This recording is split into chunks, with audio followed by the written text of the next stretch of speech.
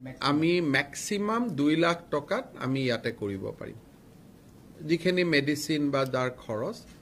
আৰু আমি লাহে লাহে আৰোগ্য নিধিৰ লগত ইয়াক জড়িত কৰি দিম যিকেজন পেশেন্ট হ'ব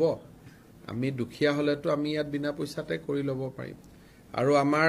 আয়ুষ্মান ভাৰতৰ ওপৰত নতুন ইন্সুৰেন্স স্কিম এটা ষ্টেটে খুব সোনকালে ডিক্লেয়াৰ কৰিব ইউনিভাৰ্সাল ইন্সুৰেন্স স্কিম তেতিয়া হলেতো খুব ধুনিয়া কৰি সকলোৱে ফ্ৰীলি কৰিব পাৰিম আমাৰ অসমত বৰ্তমান আয়ুষ্মান ভাৰত আঁচনিয়ে 27 লাখ পৰিয়ালক স্পৰ্শ কৰে তাক আমি এক্সপানশন কৰিবৰ কাৰণে লাগি আছো যাতে হেতু অন্তত 80% পৰিয়ালে এই ইউনিভাৰ্সাল ইন্সুৰেন্সটো পাব পাৰে কিন্তু তাৰ কাৰণে বহুত খৰচ লাগিব ইয়াৰ কাৰণে এটা ৰোড মেপ বনাব লাগিব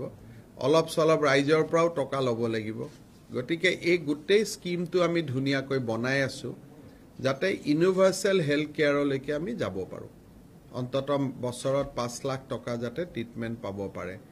এতিয়া অটল অমৃত অভিযানত অকল 6টা ডিজিজ পায় কিন্তু আমি এতিয়া যাব খুজিছো যাতে সকলো ডিজিজ পাব পাৰে